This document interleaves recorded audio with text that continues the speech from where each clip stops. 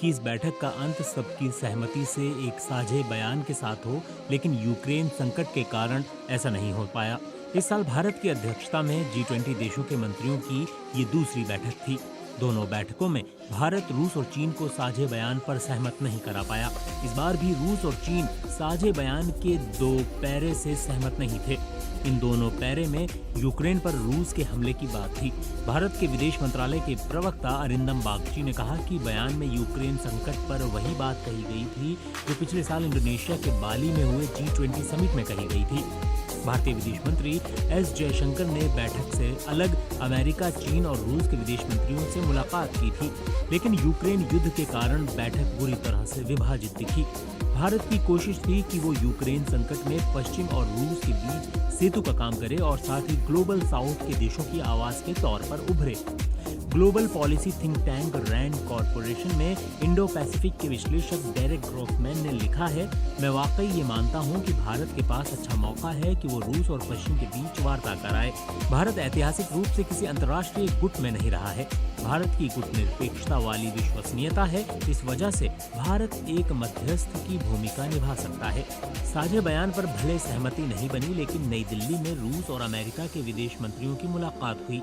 कहा जा रहा है कि दोनों विदेश मंत्रियों के बीच मुलाकात 10 मिनट तक चली थी, लेकिन कोई बात नहीं बन पाई थी। G20 की 2 बैठकों में साझे बयान पर सहमति नहीं बनना क्या मोदी सरकार की डिप्लोमेटिक नाकामी है? इस सवाल के जवाब में भारत में पाकिस्तान के उच्चायुक्त रहे अब्दुल बासित लिखते हैं, मैं नहीं मानता हूं कि साझा बयान जारी नहीं होना भारत की कोई डिप्लोमेटिक नाकामी है। वास्तव में G20 समिट राजनीतिक विषयों पर चर्चा के लिए नहीं था। भारत अपने फायदे के लिए दोनों पक्षों से जुड़ा रहेगा।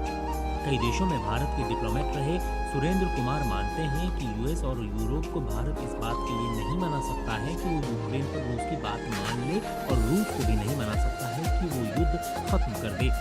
भारत के सामने अब ये चुनौती है कि वो G20 में कैसे सहमति बनाए।